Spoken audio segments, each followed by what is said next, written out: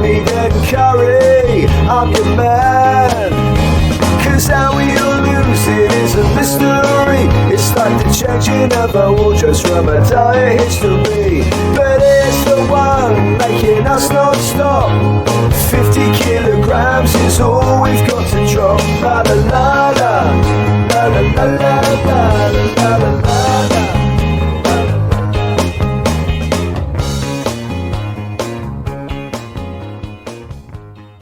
Ladies and gentlemen, welcome to this week's 0% Drop with me, your host, Sam James, your fellow host, Ian Wellman, and pleased to introduce to the show this week, Sugarfree Man, Mike. Thanks, guys. Thanks for having me. So I'll give a bit of context to this one, Sam. Mike's been helping me lose a ton of weight on the 50 kg drop, but he's also a big sober advocate. So I thought, let's put the two of you together and let's talk sobriety. What a concoction you've created. Look at that. It's like a gin and a tonic. Oh, no, sorry. Mike, everyone, I think from the podcast, because it's all shared on the same platform, might know your story, but maybe not your alcohol story. Could you go into your kind of background with alcohol and where you're at today? Yeah, no, I'd be happy to. So I think the two are tied together in a pretty big way. A lot of the research has proven that, sugar addicts set people up for alcoholism, basically. It's this early in your life ingestion of a substance that changes the way you feel. And sugar doesn't seem to get people, quote unquote, drunk or high or whatever. It does look like, 5-year-olds are getting high when the cake and ice cream comes out at a birthday party, but they're running around like crazy, like it looks like a nightclub, because they went from really shy and behind their mother's leg all the way to, bouncing off the walls. And that substance, that training of substance does one thing that I discovered late in life, much later than after I was sober, and really happened in the sugar work, was that the substance was changing the way I felt. It was helping me soothe.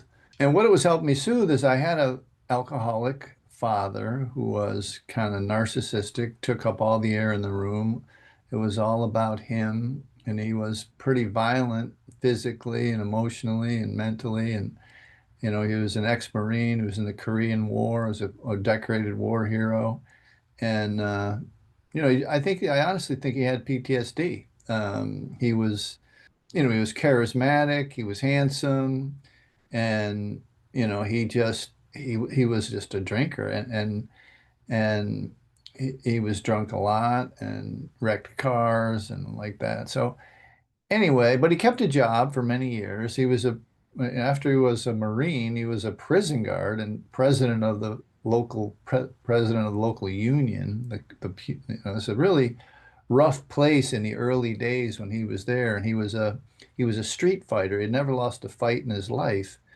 He lost a fight on Guam one time. He hit a guy with a 2x4 the next day, and they used to let him fight in the prison. He would come home all beat up, and they would call him the White Devil because he was just mean. I mean, literally just mean.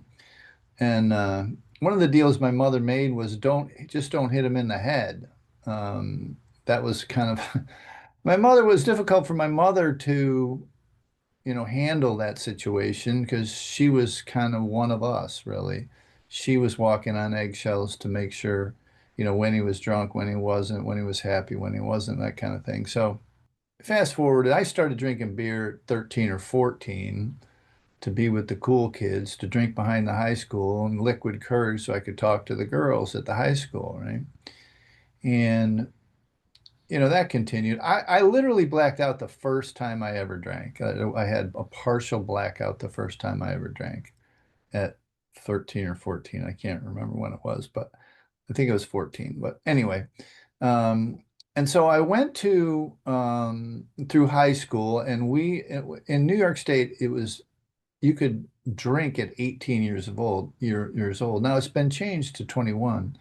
But back then, we were in bars at 16, and every Thursday through Friday, every Thursday and Friday and Saturday, we were drinking. And I chose the college that I went to because it was the biggest party school. And by the second year, I was tending bar at the famous hotspot the famous college hotspot. And the bars there didn't close till 4 in the morning. And obviously, again, the situation was different because college students were legal at 18, right? And so we're up till 4 in the morning, and we used to call drinking punching in. My bosses didn't really care if we drank if we got our work done. And we loved the party so much that it was this guy that I ended up rooming with. We loved the party so much that we always produced the most money. And so they didn't care what we did as long as we kept bringing in the money. And so for 3 or 4 years, we'd start punching in we start drinking about midnight after while we're working. And so we would like have a big party. And so this goes on. I get out of college. The most embarrassing and most difficult part, besides the alcohol, the blackouts, which was constant by that time. And when I was 19, I crashed a car and almost killed my friend. My friend went on to become a very wealthy executive. But it was scary because literally the telephone pole entered in front of him. I broke my shoulder, got arrested, but he walked away without a scratch. And I thank God every day that that was what happened. Lost my license and like that. And I never drank and drove after that. I didn't stop drinking. It's funny because I stopped drinking at about 23 years of age, but I started doing drugs then. And the only job I'd ever known, got out of college, started doing it in my hometown, went immediately to Florida, and got promoted very quickly in the nightclub scene. Ran literally the largest nightclub in the state of Florida by volume and by alcohol volume and by size for a while. And and that's kind of where I'm not drinking. So they're thinking I'm the best thing since sliced bread. But, we're doing cocaine. I started smoking pot when I was 18, only because I had a job that made me do a lie detector test. All my friends had started much earlier. And so I didn't start till I went to college. But then I smoked pot every single day for 10 straight years, from 18 to 28. What really brought me to my knees was cocaine at the nightclubs because I was the manager and they were allowing. It's a funny thing. The nightclub was owned by a guy named Nolan Bushnell. Nolan's still alive. He was the founder of Atari. It was a Chuck E. Cheese, which he built 100 of after Atari's success. He was actually Steve Jobs' mentor, and I met him once. And he converted 4 of those Chuck E. Cheese, which was a children's gaming house where they sold pizza and had birthday parties. He converted 4 of them into nightclubs. And this nightclub was gigantic. And it was like 10,000 square feet of video games and food. And it was just wild. And the drug dealers would use my office. The cocaine dealers would use my office and I would get a little cut. So even the cocaine was free. So that brought me to my knees. I walked into my first 12-step meeting after that. And so I got sober at 28 years old, and I've been sober nearly 40 years. Over 40 years now. And as of February, but it was a wild ride. I mean, I can answer any questions about it. It's not too dissimilar to a lot of people's recovery stories, I don't think, of that era. That was the cocaine cowboy era of Florida when cocaine was flooding. Thank God I missed the crack cocaine stuff. Actually did a little freebase. I've tripped on acid. I've done just about everything that you can think of during that time period. But the recovery was pretty slow. It was actually I quit cocaine that same day, the first meeting I ever walked into. It took me 3 more months to quit pot. At the end of the day, I think pot was my drug of choice at the end, at the end, because I really, it was had difficult for me to stop. But 3 months in, I finally quit, and I really dove in for like 10 years, 7 to 10 years, was very active, went to large conventions, married my wife from recovery. I mean, it was a big part of my life, and studied an awful lot about codependency and the underlying stuff. And I genuinely believe, one time I went to a convention in Miami, and there was 3,000 addicts that descended on a resort hotel on the beach. And the energy was just palpable. I mean, you could just feel the energy of these excited people who were gaining their life back. And I was convinced at that time, now this is what, 37 years ago, about approximately, that this drug thing in the United States would be gone in 10 years because this is so popular, or people are so excited about it. But now here we are, 40 or 37 years later, and we don't have, I mean, we have the worst. I mean, it went down last year. The opioid deaths went down, which were over 100,000. They went down, but it's still a bad situation. And I've evolved a lot. I'm not anonymous anymore. I used to go to the anonymous programs, and I believe in recovering out loud. I believe people should talk about their recoveries like you guys are doing. I think it's important, simply because it's not a stigma problem. It's a healthcare issue, genuinely. It's an issue of, people are misconstruing and misunderstanding what happened in San Francisco, and especially in all over the country, when they started to out gay people during the AIDS crisis. And they weren't outing them. If you study the history, they weren't outing them because they wanted to be mean or ruin their job or whatever. They are outing them to bring attention to the AIDS crisis. And I think that's what needs to happen more, in all respect, what you guys are doing in the alcohol world, and in the drug world, in the addiction world, because people need to know that their neighbor, their senator, their congressman, their friend, their executive, their CEO, went through this and is living a normal life. So, I wholeheartedly agree with that. I say this quite a lot. I think alcohol gets a really bad, like alcohol seems to be the thing that everyone says is their problem because it's a gateway to everything else. right, However, I think legally, a lot of people can only say that they're addicted to alcohol, not addicted to everything else, because that will then put right, them in the category of drug addict or a user, or in theory, they're breaking the law by buying the drugs in the first place. right, So criminal could be the other kind of look to that. There's a lot of people that are quite close to me now where I've seen it consume them, and yes, going sober is the right route to get them off everything. But the pure play drinkers aren't in the same bother as the drug guys. That's the way I see it. And I think it's like once you get in that habit, because there isn't enough people talking freely about the detrimental effect of cocaine, I think you have a lot of people secretly using still, thinking it's not that big of a problem. It's not talked about widely across the web. Because also if a celebrity comes out saying they've got a cocaine problem, it seems like they just go into rehab and come out and they're fine. Whereas the normal person might not have access to rehab, or might not have access to this type of stuff, or the thought of going to an AA meeting is like miles ahead of where they want to be.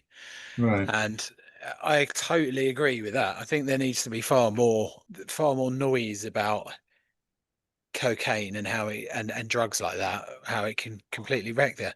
My dad was telling me the other day that there's a ketamine problem amongst kids. Yeah, I know about that. Especially, obviously, I don't know if it's the same in America, but over in England, it's got massive in like up Liverpool and the Scouse areas. Literally, I've seen so much media online where they're trying to provide exposure to it, of parents saying that basically these children, they're taking ketamine, and if you keep continuously using it, it like burns away your bladder, and it basically can ruin you from the inside out. But I know that it's a lot of children, like teenagers, up especially up north. I don't know if it's still in London as well, but it's a real bad problem over in UK.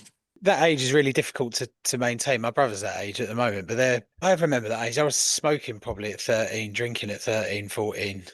The thought of that being around, I definitely would have done it if it was there. But that was millions, like a bit of puff maybe was probably floating around at that point.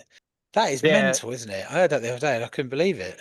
if you see someone like in England, if you see school kids at the bus stop and there's like clouds of smoke, because vaping's a big thing over here, but you obviously don't know that some teenagers are doing ketamine on the daily. That's Mm. wild, isn't it? That's a fascinating story. I could listen to that. And I've got loads of questions as well, by the yeah, way. I talk to Mike all the time. So Sam, you go.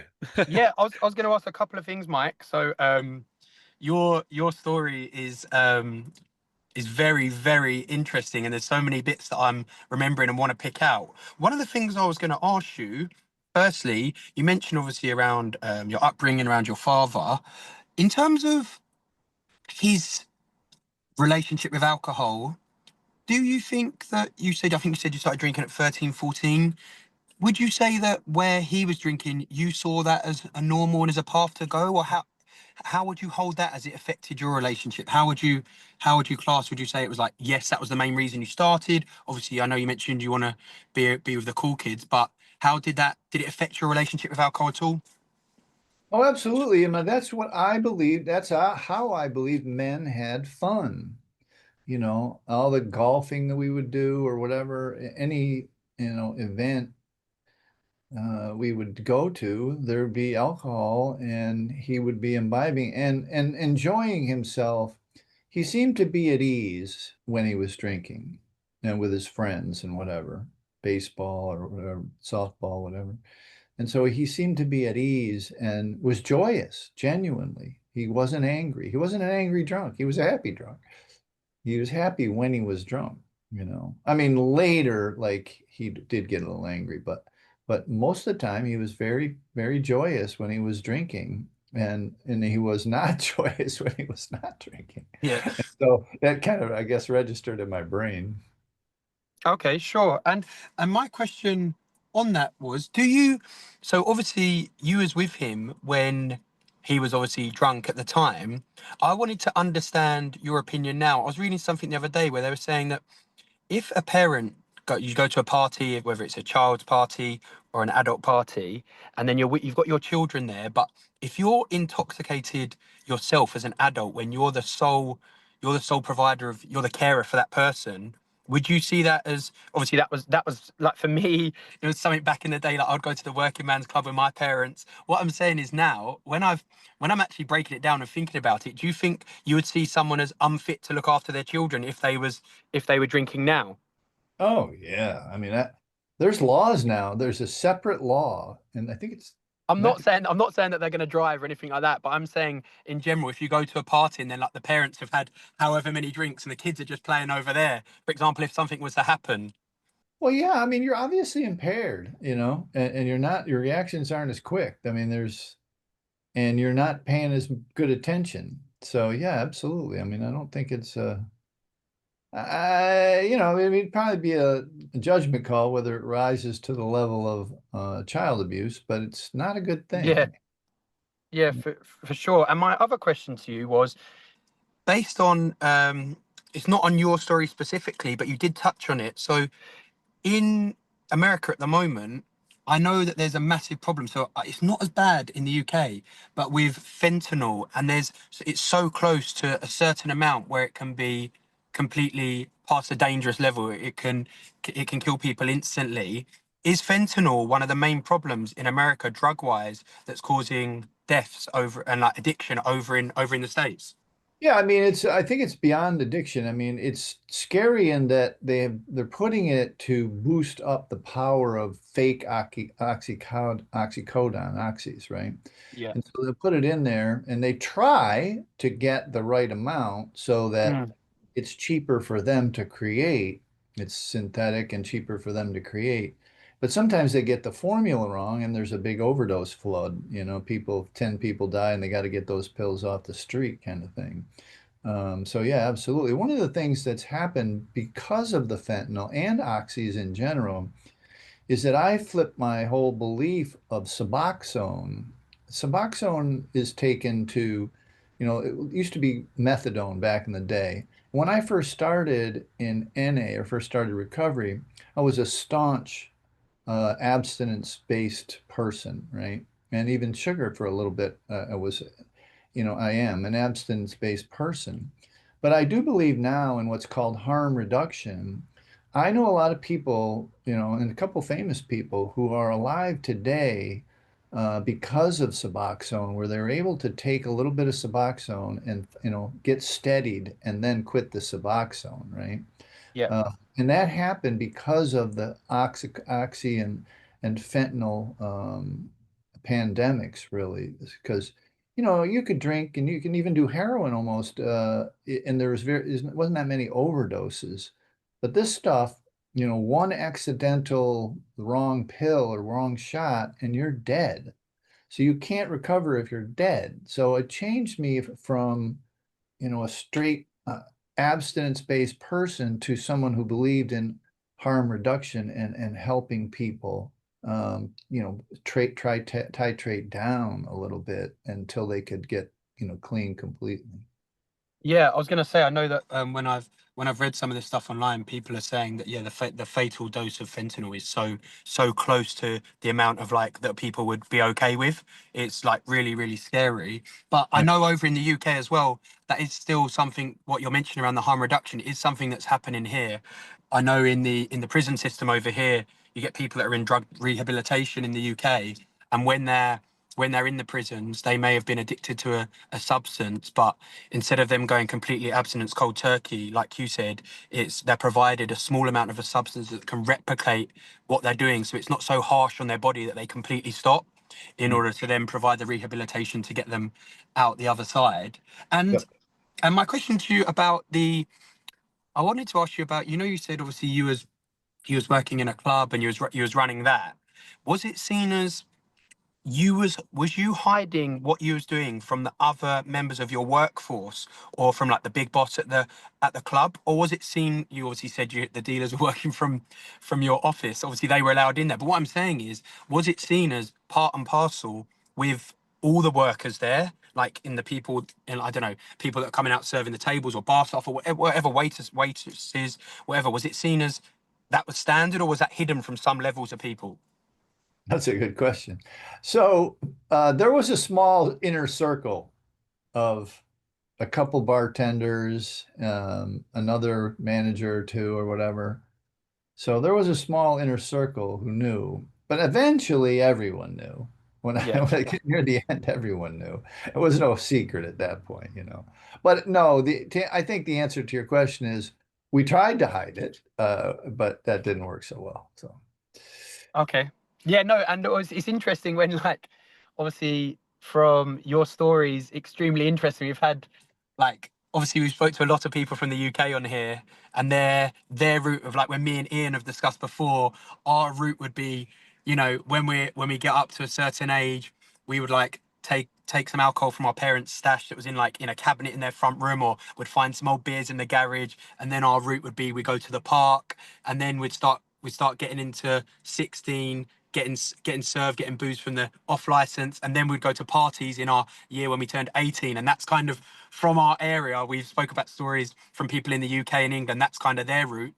But yours is obviously interesting, and I've had a friend that moved over to the States for like university and stuff, and it's interesting when you pick your college or your university location based on where they have good frat parties, and you want to be in with the crowd so that you know that those people have the biggest pull on how much booze they can get, what kind of parties they can set up, and how many people are in the dorms and in the halls that you can fit in for a party. yeah, no, that's how I chose to school. It did not Like, disappoint, put it that way. Yeah, no, that's very similar to us, though, isn't it? With universities, it's the same sort of thing. yeah. I think the UK still is an 18 drinking age, so it's very similar to what you were describing there. What do you think that the drinking age should be? 25. Really? Well, no, it really should be 21. I mean, I think it should be 21 at least. I mean, it doesn't, like you guys, your stories are mine, the kids you're going to get the alcohol regardless. I mean, it's not that difficult to get the alcohol, no matter what the age is. Although it is a little bit, I think it does restrict some college students because they want to do well once they get to college and they don't want to break any rules, quote unquote. So I think it does help. I think the reason you use the 25 figure is because that's when the brain stuff finishes development in a child or young person, right? It's when you can, at least in the United States, you can't rent a car till you're 25. And so, yeah, I mean, I think that the longer the better, basically. As long as there's some social mores, laws, and rules around when you should start, some people will follow it. And look, you guys know it cuts across every sociographic, demographic group in the world. Doesn't matter if you came from a wealthy and happy family. If you happen to, latch onto this, it can pull you down. But the further you stay away from it, the better, so I mean, I always tell the story with Ian and them of my kids. So like I said, I married my wife out of recovery. We were both early in a recovery program, and I raised my kids sugar-free from the womb until they were 6 years old. And as a result, my boys, I've never seen them intoxicated. I've never seen them drunk, right? Graduations, weddings, never seen them intoxicated. And that's just unheard of in my family and her family. Have they drunk at all? They drink, they drink regularly. I mean, they have a beer once in a while. They can just leave it. They went to Notre Dame, for God's sakes. I mean, that was like the Fighting Irish, the drinking. And it's like I've never seen them intoxicated. And it's just, I really do believe it's a part of biology, a part of they didn't have the sugar early, so they didn't have attraction to a substance that made them feel better. They had to work out. They had to call a friend or their mother or their father, get a hug. They had to soothe themselves differently coming up. I'm not a big believer in the genetic predisposition of alcoholism. I'm just not. I just don't believe it anymore. I don't believe that you are genetically predisposed.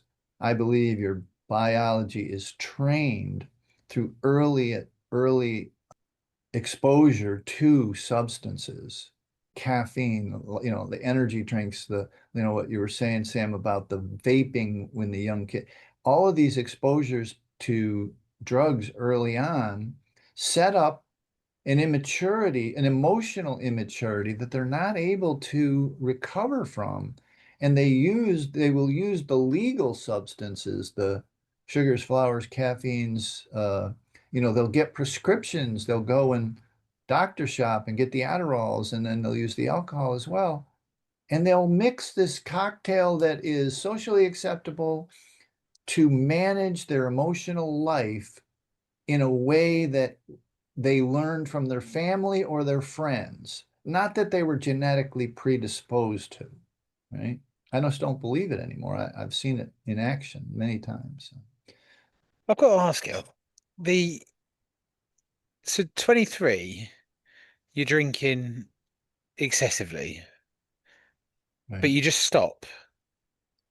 Yeah, that was pretty amazing. The main reason, and I left it out of the story, and it's often embarrassing to say, but it's absolutely true. And one of the main reasons, besides crashing that car, but I drank another 4 years after I crashed that car, is I would wet the bed all the time. So, all the time, like I started drinking vodka so that, because I would drink so much beer that I'd pass out and didn't even know, and I would just and I couldn't abide by the wetting the bed, right?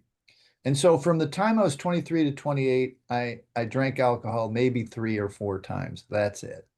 And And you just moved on to like I just did marijuana. smoke pot and mostly smoke pot, but when I got to Florida and was doing the nightclubs, that's when the cocaine. Well, no, I did it before then, but and you couldn't have Was it a daily thing, or was it like a weekend thing? pot was daily, 2 and 3 and 4 times a day. What, Um, cocaine? no, cocaine was just weekends and once in a while, but Yeah, yeah. Mad. Just to yeah, switch the plug on, because doing dry sessions is a rarity, right? There's usually like alcohol involved, which then makes the bad decisions. But I suppose the puff becomes the drink, doesn't it? Then I've never understood puff. I've tried it a couple of times. I just fell asleep. yeah, Oh, we've lost Sam. it's not a good the amotivational syndrome, which isn't talked about much anymore, is real. It really, the reason they make the joke all the time that they're couch potatoes and you only, eat chips and sit on the couch when you smoke pot is real. I mean, it's a real thing. And the failure to launch syndrome of kids a lot of times is a direct result of their pot use. I'm fascinated by the recovery bit now. So 12 steps. I haven't done 12 steps, but I kind of understand what it is. Yeah. If you were going to advise someone to go back through that, what would be the route that you would suggest? Yeah, I mean, mine was interesting in that because I hadn't drank, I didn't think I needed to go to AA, right? And I want to tell you that you might get some hate because the anonymity part of this program, the 12-step program is real. I just don't believe in it anymore.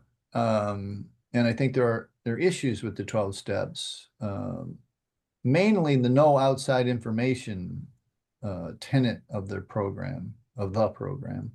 You see, it has a reverence, the program. Anyway, so I didn't think I needed to go to AA because I really didn't at that point, I hadn't drank in years when I finally quit. And so I started in Narcotics Anonymous in NA. And I was lucky because back then there was hugs, not drugs. And you got a hug, like 50 hugs at every meeting. And then there's, the inappropriate stuff came in, and I don't think they do that anymore.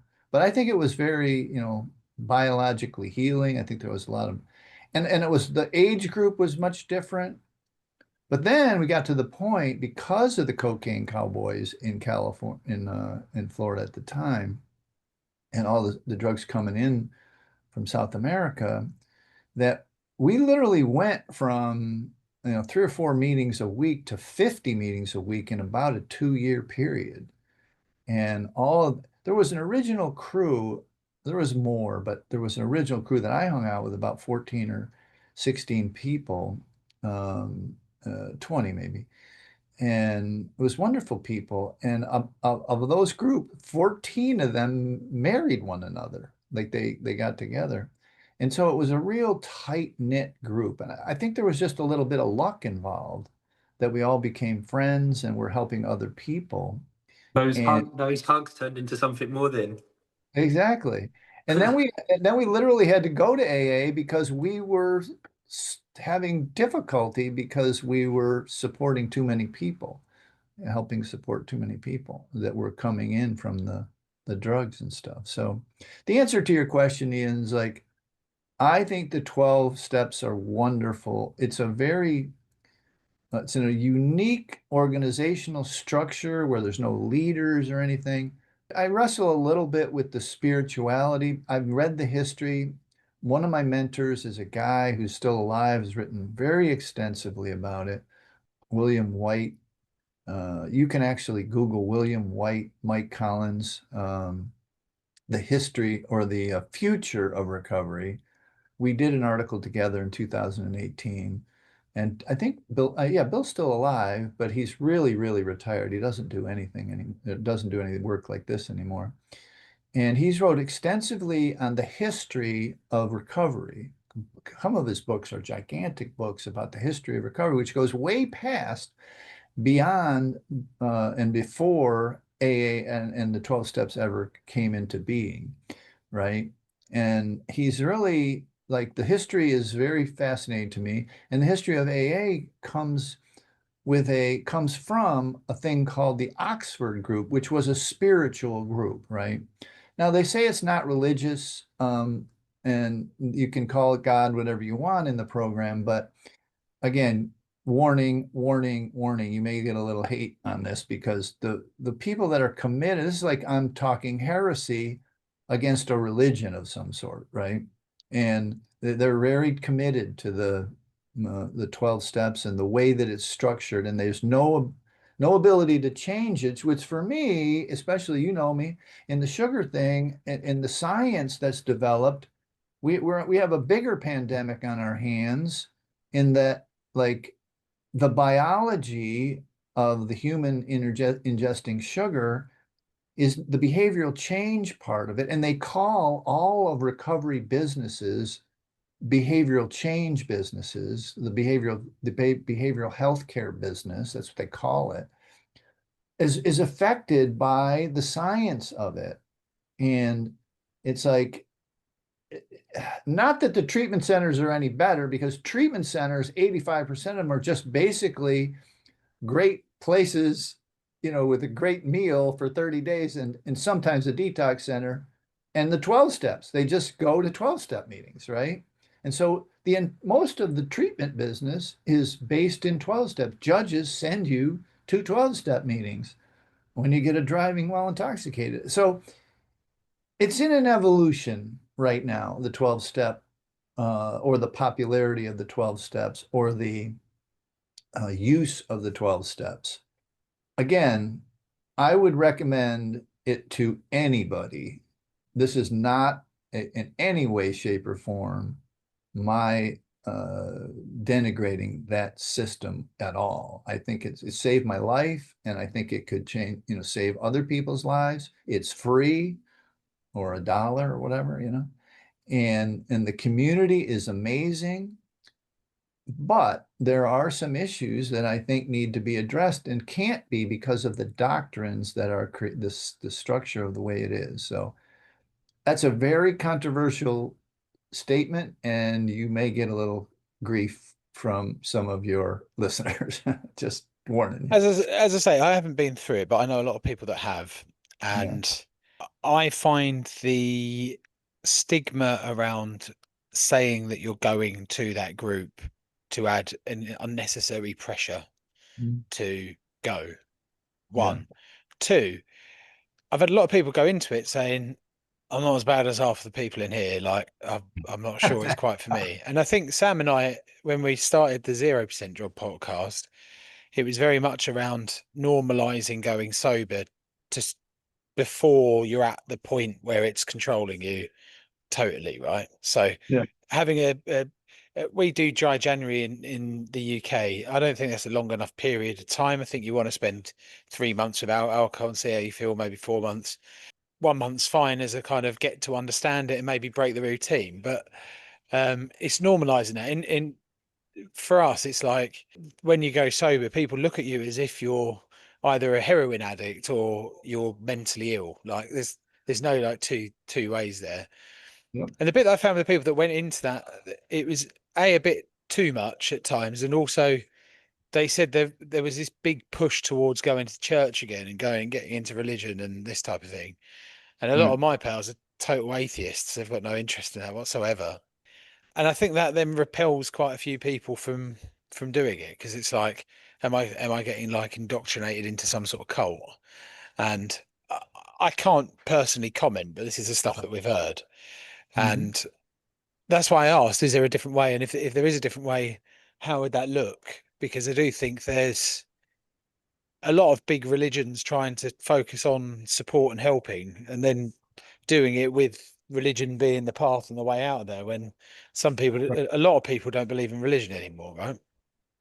Yeah, no, that's, I think, the rub. There's actually a group that's an offshoot, kind of as a model of the 12-step called Celebrate Recovery, which is in the Christian community, which is pretty much the 12 steps in the Christian world. And look, if that's the way that you like, and it keeps, you're right 100%, it keeps people away. I thought it was a cult for many years. I resisted going. So yeah, I think it's it's an issue that's not talked about openly enough. I mean, there are people who do talk about it. That's kind of where I got my information from. But yeah, I mean, I think that there's been some difficulty. There's been some, it's called the 13th step, and there's a lot of men who like have years of recovery and women who come in, and it happens in reverse, but very rarely. Women come in, they're very vulnerable. They're looking, they've gone through a rough time in their life. And there's been a lot of reports of, sexual stuff where, guy who got 5 years, he's the big man in the meetings and stuff. And they take advantage of the women who are, it's actually has a name, the 13th step, where so there just is problems that are not addressed openly because there are no leaders and there are no, there's no governing body that you would go. I think as an organizational structure, it's amazing. It's the way that it grew in the article that Bill and I wrote, its network effects took decades to grow because it was in person. I think I've talked with you, Ian, about the future of what I'm after is I want to expose what I call recoverypreneurs, where people online, like yourself and others, have other methods of recovery. Not that I would leave out 12-step or treatment centers or whatever, because they would be part of it. But, people who have podcasts and programs, there's a lot of programs for people in recovery that are not now based in the 12 steps. I think it's going to disintermediate the entirety of the freestanding treatment center business, the bricks and mortar treatment center business. I do believe that. It's already happening, but it's not well known, and I want to help expose that. I could rattle off, 10 or 12 really famous programs, good programs that are online based communities, that their instructions, quote unquote, their community, their help in mostly alcohol, because I think a lot of problems, like you mentioned, come up with the drugs for a lot of different reasons, legal and detoxing too. It can be dangerous to detox. Well, it can be dangerous to detox from alcohol if you're pretty bad. So, I think the future is bright for education and community for recovery. Again, kudos to you guys for doing something different that's helping, I'm sure, a lot of people. Yeah, I was going to say something on that. Like you said, I think it's kind of a hybrid model moving forward for example, in where we live, if someone says, oh, they go to an AA meeting or they go to an NA meeting, everyone's reaction will be like, oh, do they? Oh, they've gone there, have they? It's like they think that's stepping way, like the mark's like right there. Whereas I think there's some bits from the 12 steps where like there's like the community, there's like sharing, helping others, stuff like that. The way forward is touching on some of the steps, but also being open that somebody doesn't feel that they need to be pressured into spirit or religion or anything like that, but Right. kind of like a method where take the good parts of it, and then I don't know. I feel like to go to one of those meetings, obviously people, if they say they hit a rock bottom or something like that, over in the States, I feel like that seems to be more some looking in the form of someone gets a felony or someone's drink driving or someone gets stopped or someone's done something so far past that's their wake up call. Whereas obviously, yeah, what me and Ian said with the podcast is we were saying that we're not just appealing to people that are like, right, hands down, they've got a massive problem. We're just appealing to people to say like a break from alcohol can obviously provide you with, a better headspace. It can provide you with a reset. It can help provide you with, you could be more productive in terms of your work, in terms of your family life, something like that. So I think the future seems like you said, it's going the way of, it may put some places out of business, but it's kind of like a hybrid model of a few things. Yeah. I also No, think there needs to be a normalization of recovery, not being a bad thing, right? There's people that really irritate me in the UK where there's a lot of people I know that have got clear problems. They then go and seek help, And you've got like different reactions that come with that. People that then go like, well, you didn't have a problem, so why don't you just carry on doing what you're doing? That's like the one set stigma. The next one is, I don't want to be friends with them if they had a drug problem. When they do drugs, and you're like, what? And the other one is the patterns of the addict are the ones that are kind of totally out of control, and they haven't quite got to recovery yet, and they're borrowing money or like going out their way, isolating themselves from social events, that type of stuff, where you know that person's in a dark, dark hole but can't find the way out of it. And then people start alienating them because they're kind of putting them, they're pushing them further into the dark hole, if you see what I mean, because they don't want to be associated with them. When actually they got them there in the first place. They were egging this person on and probably sharing a gram of cocaine in the first place. And that's the bit that I find that needs to be normalized. This is exactly the same with alcohol. If someone wants to go and spend a year off the booze, they don't have to have a detrimental problem. They just want to see what life's like on a different way, and that's the bit that needs to be normalized. It Yeah. doesn't need to be this like what's wrong with them. Do you know what I mean? How on Yeah. earth can you live without alcohol? It's like that's the bit that's there. And I also find that anyone that is doing a period of time off and outwardly showing that they're in a better space or enjoying their life and this type of stuff, a lot of people want to bring them down because it's like, well, they can't be having that much fun. They haven't had a drink. They can't do this. Now, I'm a full pro alcohol guy, right? I truly am. We have this debate all the time on the podcast. For me personally, I can pick it up and put it down at any point. I can go into a bar, have one beer and leave. I've never been able to do that. Yes, I do like excessively drinking at times, but it doesn't control me at all. And I've managed my life to be able to have that opportunity because I know a lot of people in deep dark holes of alcohol, and I knew that from an early age, and I never wanted it to consume me like that. So I've consciously gone out of my way to try and control it. However, I too understand when people get in habits and routines and patterns. For me, it was eating was worse for me than alcohol. It's really difficult to get out of them habits, and if you need to go to this total state of like quitting, then I totally get that. Back to my original point, I think the problem with society is going to get recoveries difficult. Normalizing that's one thing, but people have got to stop judging other people when they're doing this stuff because Yep. that isn't helping anything, right?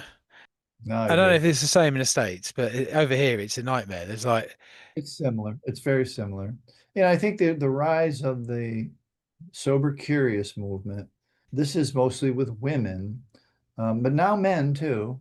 And I think people who are a little bit more educated, this is a terrible way to put this, but it's true, a little bit more accepting, depending on what community you are, they will accept that you don't drink, right? Like I just went to my 50th class reunion and then a golf tournament after that and whatever. And there's, I would say 12 or 15 or maybe even 12 or 15% of the men that people don't drink and that they're known to be in recovery. And even the hardcore drinkers are accepting of that now. Now, 20 years ago, that would not be the case. That would not be the case. They would be like bothering you to drink and whatever. But they realized through their life that, they're got a few years on them now, is that, a lot of their family and friends have had problems and they're happy for you. So that's a new development, genuinely. That's a new development. And I think it's changing. You have to look at it like this. So I know it's probably the same over there, but when I was young, drinking and driving was just don't get caught. That's what that, the cops were the enemies, and if you didn't get caught, you were fine. Smoking, they used to smoke on airplanes when I was young, and condoms in bathrooms or condoms, the acceptance of, the openness of condoms in general. These things were societal norms that changed in our lifetime, even in you guys' lifetime, young life, you know what I mean? They have changed. And I think alcohol and sugar and these things are on that trajectory. It's just how long will it take? And the reason I'm excited about podcasts like this and the work that I'm going to do in the future about recoverypreneurs is that we're all helping change that quickly with the interconnectivity of the internet, and changing mores and thoughts. The Irish and the pub in England is just going to die hard. It just like the drinking man over here. I don't know if you guys ever saw the show Mad Men, the advertising one, where they would have the 2 and 3 martini lunches, and that drinking was part of being a man, and that is dying hard still in this. I shouldn't say it this way, but in different demographic circles, it's still dying hard. There's not a level of acceptance of people who say, I don't drink, or I'm not drinking this week or this year or whatever. It's not there yet. We're not there yet. Neither society is there yet. So we'll get there. Just what you're doing is helping. So just know that. With my work particularly, there's still a big need to drink at a lot of client events, and client, you can always go through that initial Yeah. Surely you can have a drink tonight. And you're like, no. And I found Yeah, work far easier sober. The events run around the parties, right? The business gets done at the parties, not at the event itself, right? Yeah, it's like, Yeah. Guys, sorry, I've got to shoot off now. Mike, So it's do I. really interesting to talk to you. Yeah, appreciate you giving us the insight into both your story, and also it's interesting to hear what you think the future looks like in terms of whether it's addiction on any form with the recovery. Seems very, very interesting. I've got to shoot back into a work meeting now, but it was great to speak to you, Mike and Ian. And yeah, if you guys are going to carry on, it would be great to I've speak to got you to again go as another well. I've got a time. meeting now. But I gotta go too, guys. So I yeah. have another meeting, so we'll call it till next time. And thanks for having me. I really enjoyed it. Pleasure. Cheers. See you soon. Perfect. Thank you, guys. Bye-bye. Appreciate it.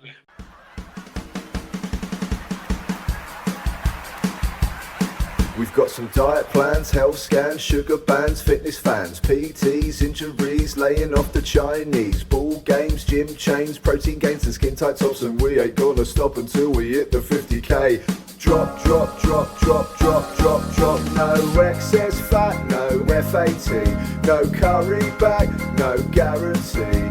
Rough or buff, lean on me. We'll end up as fit as a bear.